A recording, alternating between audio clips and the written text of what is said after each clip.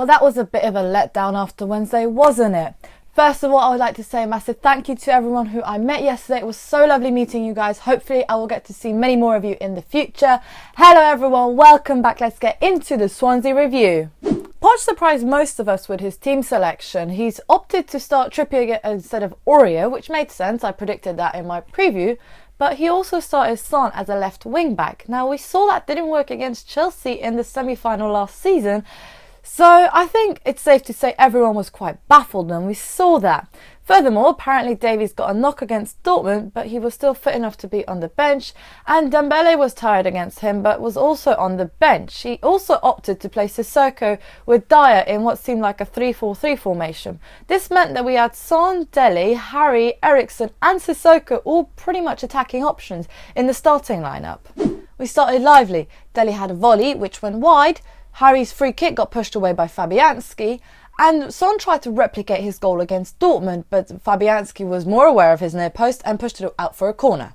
Swansea, as expected, they played 4 or even 5 at times at the back, and the longer the half went on, they seemed to grow in more confidence in what they were doing, and their lack of ambition meant they had no shots on target.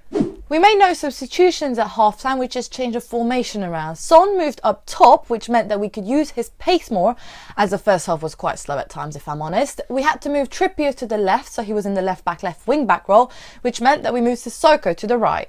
However, with Trippier being on the left, he's not exactly left-footed, so he wasn't going to go run past the defence and cross it in. He had to cut inside to use his right foot. Meanwhile, Davies was still on the bench. It's quite an interesting decision, I must say. Around 56 minutes, we had a penalty claim as Olsen stuck his hand out, but referee Mike Dean denied that. Son then had a shot which was saved, and then he laid it off to Harry, who then hit the crossbar. We finally made a substitution at 63 minutes. Sissoko was replaced by Aurier, who brought in so much more pace and more crossing from the right.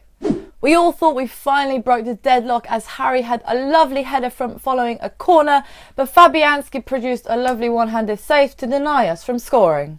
Finally, we introduced Llorente around 74-75 minutes for Son, who ran himself to the ground on Wednesday and also did really well in the second half, so that was an obvious substitution. However, if we have Llorente on, why are we not putting crosses into the box so he can head it down to someone? The only time he did it, he put Aurier in position, and I don't know why we didn't use that more often.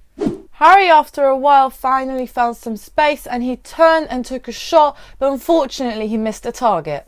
Then, at 87 minutes, there was a major talking point. Aurier, once again, bursting inside the box, he chested the ball and then he got tripped by Ayew. Instead of us getting a penalty, Dean decided that Aurier imaginarily handed the ball and then continued to scream to everyone that he handed the ball, he handled the ball. So we didn't get a penalty. Into added time and Trippier sent a screamer inches past the post. I honestly thought that was in the back of the net. The ball didn't travel high. I thought it was on target from where we were sitting, but unfortunately it wasn't meant to be. So, we are yet to see our first home league win of this season. And, furthermore, that was the first time in 30-odd games that we failed to score at home. Needless to say, that was an incredibly frustrating game. So slow at times, but I felt like it was some of our own making. That team selection did not help one bit, especially after that Dortmund performance and then having this. Granted, it was a very, very different opposition, but we need to learn how to break these sort of teams down. They won't be the only teams to come to Wembley and play like that. And adding to that point, we need players who will take on defenders and put a cross in behind their back 4 or 5 at times. Aurier kind of did that when he came on, but in some ways that was already far too late. Oh, this will be fun. Who was your man of the match? Well, we didn't concede, which is good. I guess we kept a clean sheet, that's really nice, but we also didn't really need to do that much. However, whilst we're talking about defenders, I really like to look at Sanchez, so that's a pretty good shout if I'm honest. And then we also saw Toby and Jan bomb forward and Toby's crossfield passes, so, you know, they also had a solid game. And then we didn't score, so can't exactly say that our forwards have had a man of the match performance, but I mean, Harry had a few chances, that crossbar was really unlucky, then that header, so who knows? I don't think I can really choose. Please let me know in the comments down below.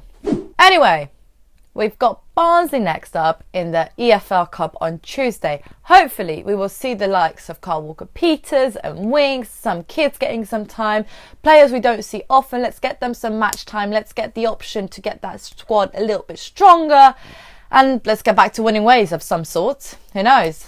If you're going to the game, please let me know in the comments down below. That's pretty much it for this video. If you enjoyed, then please leave a thumbs up. Subscribe to my channel if you're new around here and you would like to see more Spurs related content from me. Check out my social media handles in the description box down below.